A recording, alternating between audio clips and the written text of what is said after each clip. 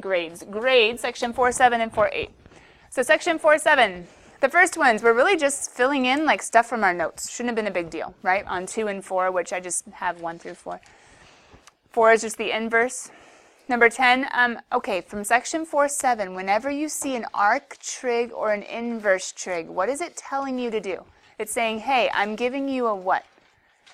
What are these? Yeah, like an x or a y, a ratio, right? An x, a y, an opposite over hypotenuse, an opposite over adjacent. I'm giving you a ratio, and what are you supposed to be finding? The angle. Good, good, good. Within the restrictions. This is a section that we covered before break. We covered it all together. We did notes and examples, etc. So just a quick reminder, inverse trig, arc trig, given a ratio, getting back to an angle. So number 10 should be pi over 4. Number 16 should be pi over 4. Number 40, when is cosine negative 1, should be pi, and then 2 pi over 3, and then, ooh, this last one's a little weird. It's a normal cosine. A normal cosine is root 3 over 2. Arc trig says you have to know the unit circle, not just forwards, but backwards. Number 52. This was a weird one where it's like, hey, we should be able to cross out. No, 7 pi over 2 is not in the correct range. An angle that is at the exact same location but proper, aka between 0 and pi, is pi over 2. Number 54, let us actually make a triangle using the opposite of 4 and hypotenuse of 5. And from that, we were able to say, hey, secant of this triangle is 5/3. Hypotenuse over adjacent. Number 66, super similar, except this time, instead of having numbers, now you have an x. Wait a minute, if x is the opposite, who would be your adjacent? Tangent, TOA. Oh, make x over 1. So opposite is x, adjacent is 1. Pythagorean theorem gets us x squared plus 1, just like examples we did in our notes. Sine of that triangle is opposite over hypotenuse. Number 78 says, hey, here's an inverse sine, which you can label as your opposite and your hypotenuse. Pythagorean would take a little bit of work, but should have gotten you to x being the adjacent. And they were curious of cosine. Cosine would have been x over 6, adjacent over hypotenuse, x over 6. Number 108, how do you solve for theta? Take tangent inverse of both sides, or arctan of both sides. How do you get theta as a function of x? You write out an equation and get theta by itself by taking tangent inverse or arctan. Tangent inverse is okay. And then you just plug in 7 and then use your calculator. Second tangent of 6 over 7 is some awkward, random radian degree. Either one's okay. That's when x is 7 miles, when x is 1 mile. Plug it in, radian degree. Either one is okay. Either one is okay. Is that our last one? For 4.7, our last even? Okay, before we go on to section 4.8, do you guys have any questions on 4.7? Inverse trig, arc trig, the section that we did all together in class, did examples of, etc., etc., etc. We're just finishing up questions. Gavin, what do you got? 71. Anything earlier than 71? Kyle? 52. Yeah, Kim. Okay, so let's do Kim's 19 first, then going to Kyle. Remind me what the number is when we get there, and then going to Gavin, and then maybe back to Kim. I forget which one's which. So number 19, oh, actually just says to graph on your graphing calculator. Use a graphing utility, graph f, and g, and y equals x. Long story short, Kim, when you graph cosine and graph arc cosine, they said to restrict the window to be the proper domain. Do you guys remember where arc cosine is supposed to be looking? Arc cosine doesn't look at all values. What does cosine look at? Yeah, its domain is going to be -1 to 1. I can only plug in -1 to 1, but what do I get out for cosine? Grab out your note, because some of you guys don't remember, because maybe you did 4.7 before break. Jason, stand in the back, please. Thank you. Go stand in the back. Thank you. All right, domain is -1 to 1. What's range? 0 to pi. Good. So Kim, when they say restrict it, They were saying just go from 0 to pi. You're going to want to be in radian mode because degrees, the numbers are much bigger. It's going to be a little confusing. So cosine, if you go between 0 and pi, is going to look like this. Do x min to x max. You could actually do a little bit more if you wanted. And then if you graph arc cosine, it's going to go ahead and look like this. And so if you graphed your y equals x, you should see that they're inverses of each other. That's all it was asking for. So you're supposed to graph y1 is cosine, y2 is, guys, how do you do arc cosine in your calculator? Yeah, second cosine. It's the same thing as cosine inverse, Kim. And then you were just supposed to restrict your window. So I would have restricted your window to be something like your x's and your y's. Your x min would have been negative pi, no, negative 1. Yeah, you could have done negative 1 to 1. You should have been able to see all of arc cosine. You might not have seen all of this guy, but you would have seen enough of him. But then, Kyle, your question was number 52? I think it's on the same page. 52 is a little weird, but nice thing is it goes off of that whole 0 to pi thing. Cosine only looks at 0 to pi. Then can I say that arc cosine would ever end up at 7 pi over 2? Cosine says only 0 to pi. I'm only allowed to look at first and second quadrants. Asking myself the question, okay, hold on, cosine of 7 pi over 2. Isn't that, 7 pi over 2. That's going to be 3.5 pi, right? Where is 3.5 pi? 2, 3.5. That's down here. Well, hold on. This angle isn't allowed in that angle, is it? Any variation? But wait, what's cosine there? For what angle in between 0 and pi is cosine also 0?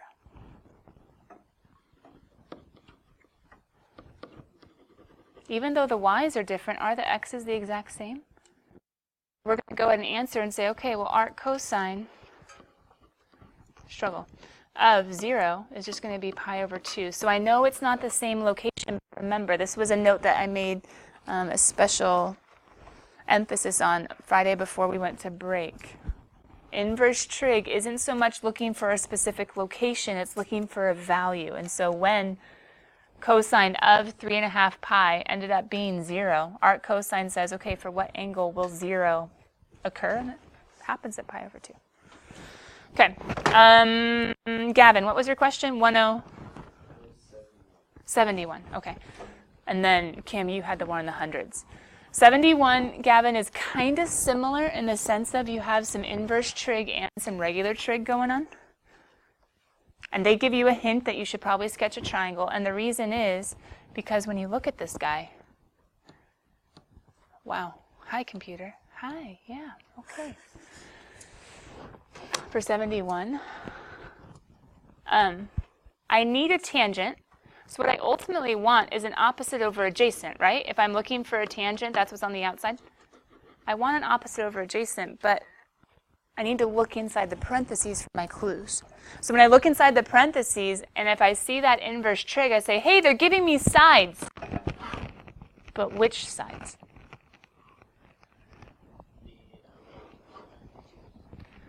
It's cosine, which means I need to think ca or adjacent. So whatever the trig function is, whatever that inverse trig, will tell me what sides these are. So I have an adjacent, I have a hypotenuse. Pythagorean says c squared minus b squared is a squared. That's how I get my 9 minus x squared for my opposite. Does that kind of make sense? Because we could say x squared. That would be Pythagorean. And then we'd rearrange to find our b, to find our other side. So b squared was equal 9 minus. So all I do to get b is square root as my opposite. And then we can make tangent, because now that I have my whole triangle, I can say, okay, who is the opposite? Oh. And who is the adjacent? Well, I knew that from up here.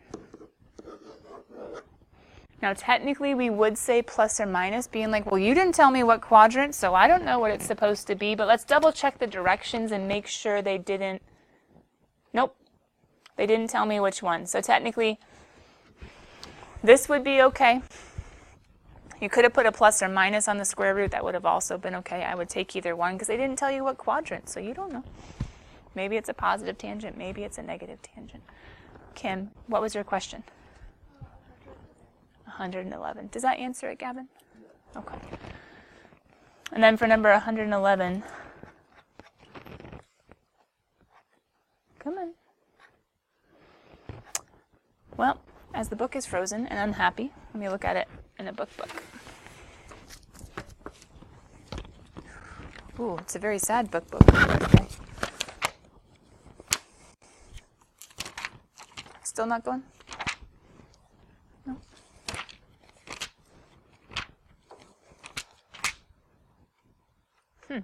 Circle of death. Okay.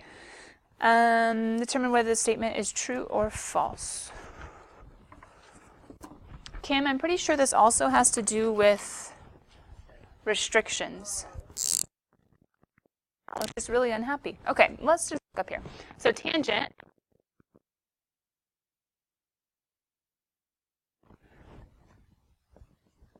Arctan.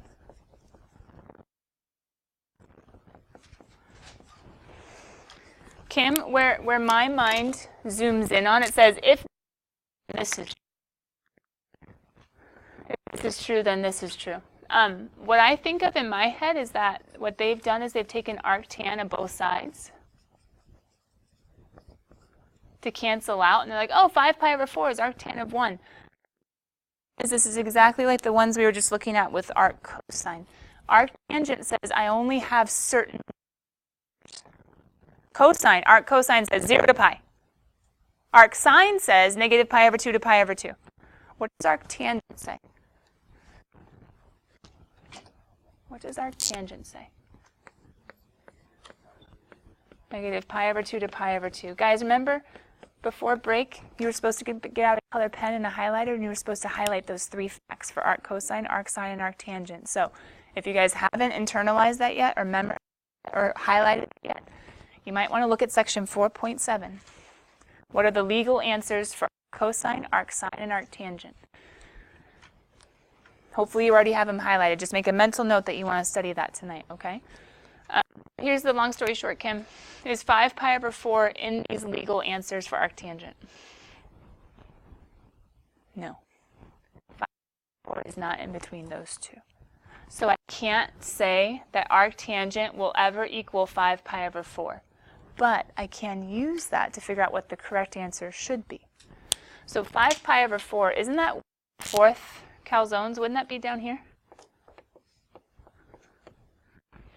For what angle, same thing as 5 pi over 4? What's tangent in the third quadrant, positive or negative? Positive. Where else is tangent positive?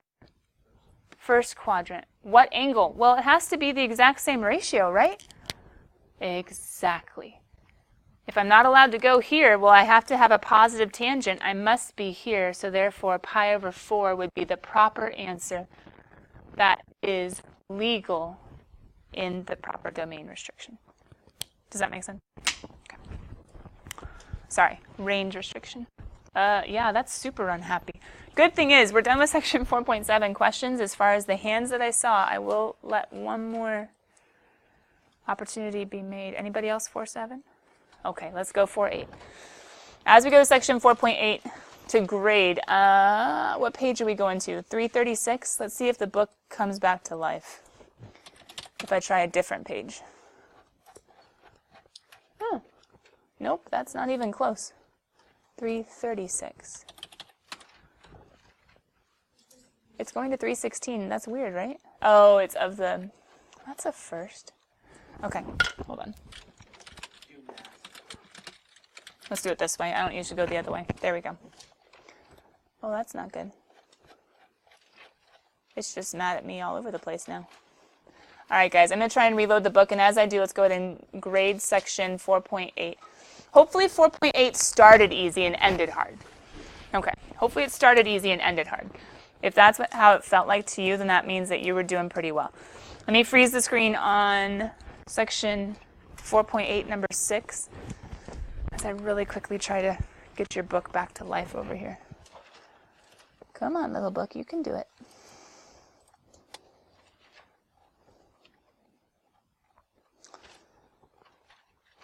On number 6, you were just solving for the unknowns, right?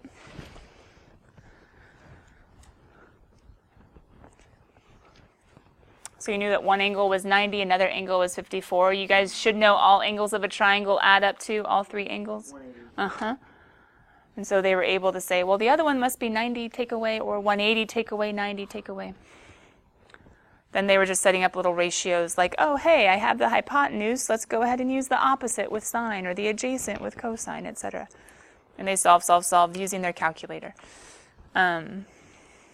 If your calculator was not in degree mode, you would have some issues and all your answers would be wrong. Just a quick heads up, if you're like, none of mine are working out, but my work is right, you might have been in radian mode instead of degrees. And that would have been a struggle. Here's number 22. Let me give you a second. Why did they use tangent?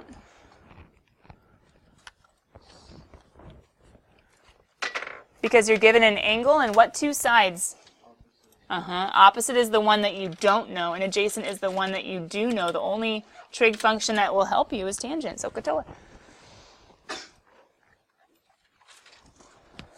Number 34, you had to do a little bit of dimensional analysis because they were asking for feet per minute. So they went ahead and changed the 60 seconds per 1 minute. They did a little bit of building a bridge to get it feet per minute. And they were able to say, oh, sweet, well, after 1 minute, once your units are correct, you can say 16,500 feet. Then you were able to do sine is opposite over hypotenuse. You knew one.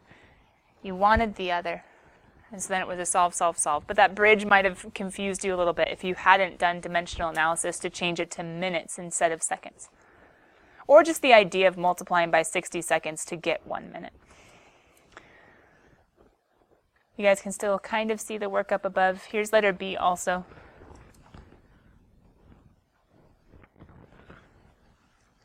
Still dealing with opposite and hypotenuse to solve for S. And this one we were going back to seconds, so we didn't have to worry about the crazy minutes, so we went back to the original speed of feet per second instead. Now, right around number 40, it would have gotten hard. Did they give you a picture for number 40? Okay. It gets hard because then they start measuring angles in a different way, which you would have needed to see from the videos. Now, pause real quick. Tony wasn't able to access the second video online. Was anybody else able to get the second video to play? Okay. I'm guessing when you're signed into your Heritage Warriors, sometimes it does weird YouTube restrictions, like on my pre-cal video. Yeah, that was, no. So I would just say, if you wanted to see what was there, Tony, try to sign out of Heritage Warriors and then see if it works. I know it's kind of annoying. You have to like copy the link and then, because you get the link from the Google Classroom, but at least you got the first video and that was the main idea. But the problem with bearings is that it doesn't measure from east. It doesn't measure from where we're used to measuring from because you're somewhere else on the coordinate plane. So you can't necessarily measure an angle when you're way up here. So bearings say, hey, there's this thing called the North Star. It's how navigation started, like GPS, etc. And the thing called the North Star we measure from instead. So for bearings, it's okay. Keep coming back up. For bearings, we measure from north and we measure clockwise. Did you guys figure that out when you were watching the video over break? Yeah. So it's weird though, because what are we used to measuring angles from? Yeah. And so you're going to be somewhere else in space. So when you're in space or when you're in some other location besides like your original where you started from, it's nice to have like a compass you can pull out and be like, hey, let's look at north and let's measure our rotation from north instead. But once you make shouldn't have been, but the hard thing is getting the picture. Now here's the nice thing. On the test tomorrow, no bearings.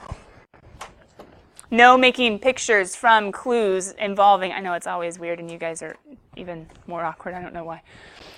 They're fine. They just popped in to see what we were doing. But with bearings, even though it's super practical and it's super useful, it's not how we're used to measuring angles. Does that make sense? So on the test, if it was something where even the word bearing was used, I would have drawn a picture for you so that you wouldn't have to worry about rearranging your thought of how to put an angle in a picture. Does that make sense, kind of? So if you had this picture, okay, if you had this picture and you were trying to solve for what they were asking, what were they even asking for? The angle? Where it was going. Oh, like what direction it was headed? Where it had to go. Okay. A plane had gone away from an airport, and I think what they were asking is, like, what bearing would it have to go to return or something like that. So they gave you an opposite and they gave you an adjacent from this little angle. So my opposite would be 85. My adjacent would be 160. Does that make sense why they're using tangent? If you have opposite and adjacent. They're using inverse tangent to get this little baby angle, and then if you see that this is the angle you're supposed to find, wouldn't that be 180 and a little bit more? So use tangent inverse to get a little bit more, add to 180, there's your bearing. Technically, you could just call it a compass bearing, or you could say, I mean, you could do it different ways. You could say, what would that be, 38 degrees? That could be southwest, right? 38 degrees. You could go and be a little bit more detailed than that, but they just use the bearing from north instead of actually using like all the north, south, east, west. For number 42, I think you guys were just setting up a tangent with an opposite and an adjacent. You were getting x by itself according to the directions. And then you were using that clue in another equation in order to be able to plug and chug. That was a messy one, though. Let me just let you guys get the final answer of 5.46, and if we need to look at it, we will. Oh, that's it. Okay, that's a good time then, because now, please book work. Okay, fine, that's all right. I have my book ready. All right, what do we need to look at in section 4.8? My book's up there. Remember, no bearings where you have to draw the picture. Wyatt, what's up? 29. So since my book isn't working, let me just get the key information and you guys double check that I'm right. Oh, there's no picture on 29. That's lame. Let me just get rid of this altogether because the whole thing is not happy.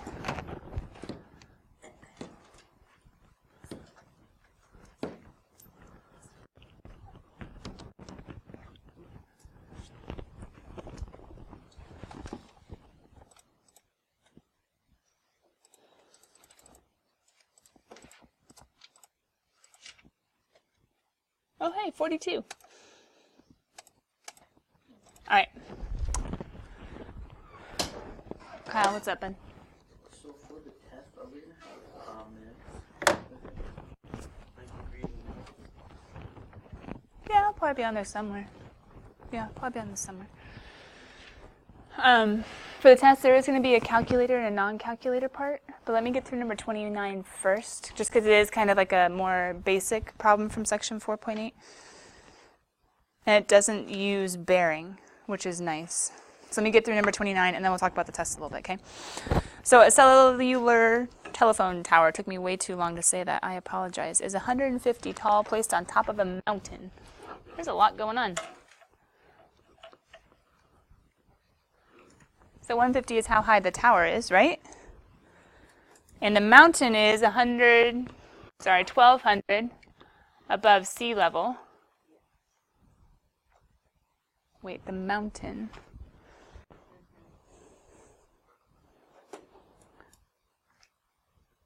And 400 feet above sea level. Okay. Doesn't say that there's an ocean at the bottom of the mountain. The mountain is 1,200, wherever the sea would be, right? And then there's somebody else who's 400 feet above sea level. There we go. What is the angle of depression from the top of the tower to a cell phone user who is 5 horizontal miles? So we could say that this is 5, and the angle of depression. A little bit confusing.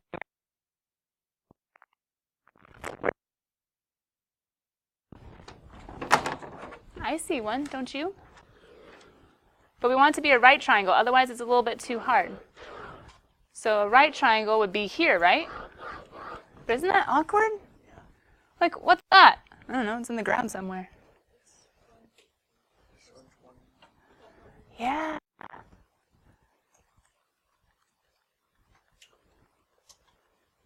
Not 1200 plus 150 though. Does it say the top of the mountain is, or just the mountain? Oh, the top of the mountain. Sad day. That's all right. I can change. Isn't it so sad when you miss one word? Why does that make everything easier?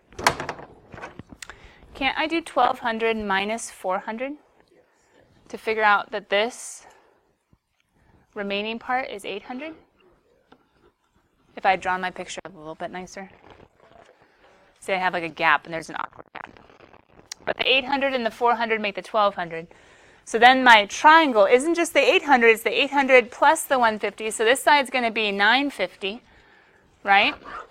And then this isn't that how far horizontally this dude is, which is 5 miles? Double check your units really quickly. I think everything is being measured in. No, it's not. Struggle. This is feet, and this is miles. What do I need to be careful of? I need to do some dimensional analysis to get it in the same place.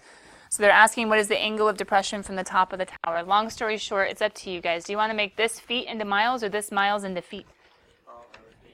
Okay, so miles to feet isn't too bad because I can go ahead and say 1 mile is 5,280 feet. You guys won't have to do a bridge tomorrow. That's awkward and weird that you might not remember. I actually don't think I require bridges on the test tomorrow. So then we could go ahead, and we want to find the angle of depression, which would be this specific angle. So I would do tan of his opposite, which will be 5 times 5,280 over his adjacent, which will be 950. And that'll work. Yeah, nasty bridge. Okay. Section 4.8 was nasty because of one word, I think, bearing. But what did I say was not a key component on the test tomorrow? Bearing, which is why I gave you guys section 4.8 over break for you guys to look at, because bearing is not the main point. What's the main point of chapter 4? Triangles. Starting off with the unit circle. How many quizzes on the unit circle did we have? Enough for you guys to hopefully know how to study the unit circle, right? Because most of you, the majority of you, did well on one or both. Maybe a few of you made a couple of mistakes on the second one. But the test tomorrow does have a calculator part and a non-calculator part. Oh, why would it have a non-calculator part? Unit circle. There are things you need to have memorized, right? Sokotoba Chosha Cow. There are things you need to have memorized. But why would it have a calculator part as well? Yeah, like word problems, or with big numbers, or tangent inverse of non-unit circle-y stuff could be kind of nasty. So where will the non-unit circle-y stuff happen? On the calculator portion. Where will the unit circle-y stuff happen? On the non-calculator portion. So if I were you, I would open up your notes and turn to some sort of place where you're going to write down the hints for tomorrow's test, because we should want to know what the long answer are and what the short answers are. Sorry, multiple choice. What the multiple choice are and the long answers. Jason, I would be fine with you sitting down if you weren't falling asleep. Go stand. I'm sorry, bud. Go stand. It's okay. Just go stand in the back. Aiden almost joined you, but he woke back up. All right, here we go. I want you to listen, Jason, because these are the hints for tomorrow's test, okay? Okay. So non-calculator portion, you guys can even label it. I'm going to be super specific. Non-calculator portion, you should be able to find complements and supplements. Ooh, complements add up to what? Careful, 90 or pi over 2. Supplements add up to what? 180 or pi. Good. Find vertical asymptotes of tangent or cotangent. We have little formulas as far as those graphs. Find vertical asymptotes of tangent or cotangent. Find vertical asymptotes of tangent or cotangent. Evaluate an arc trig from the unit circle. Do you want me to give you an example? Evaluate an arc trig from the unit circle, like cosine inverse of negative square root of 2 over 2. That's not the test one, but it is an example. Cosine inverse of negative root 2 over 2. Could you answer that from the unit circle? The hint was like cosine inverse of negative root 2 over 2. That's cosine with a negative 1. How to find period and amplitude of a sinusoid. You guys remember how we have like d plus a sine or cosine b, x minus c over b? How to find period amplitude. How to take a point, make a triangle, and find trig. How to take a point, like an xy, make a triangle, and find trig. This could be from section 4.2 or 4.4. There are a few different places you guys could find this one. But how to take a point, make a triangle, and solve for trig. And then the last main idea is how to graph a sinusoid. By hand, a sinusoid, not a tangent, not a cotangent, not a secant or a cosecant. Well, maybe that'll be bonus. But how to graph a sinusoid by hand. What am I talking about? D plus a sine or cosine b times x minus c over b. Now the nice thing is I have labeled for you guys, hey, what's the sinusoidal axis? Hey, what's the amplitude? Hey, what's the phase shift? Hey, what's the period? Hey, what's the quarter cycle? I just have little blanks for you to put it next to, but then to show a graph. So what's going on in the calculator portion? Yeah, how to convert. Degrees to radians, radians to degrees. How to convert. How to take one trig. How to take one trig, one given trig, make a triangle, use Pythagorean to find other trig. Degrees, minutes, seconds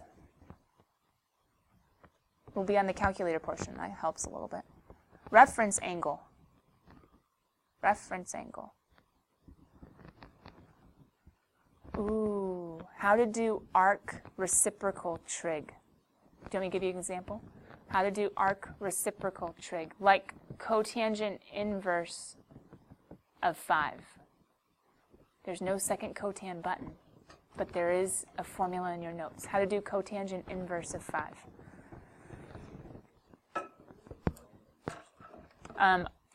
Inverse reciprocal trig. How to do like secant inverse, cosecant inverse, cotangent inverse. There's a funny trick. And then, do you guys know how you ask me questions about the whole like cosine of arc cosine or tangent of arc sine? There's going to be one of those on there too. We get to use a calculator and make a triangle. Last but not least, there are 2 word problems. One of them has to do with a ladder leaning against a house, and one of them has to do with a plane looking at towns. Anyway, that might help. One has to do with a ladder leaning against a house, and one has to do with a plane looking at towns. How specific was I in my test hints? Very specific. Why? Because I want you to be able to study, and you've had a Thanksgiving break, and so I was able to be very specific on the clues. Do you need to study your unit circle?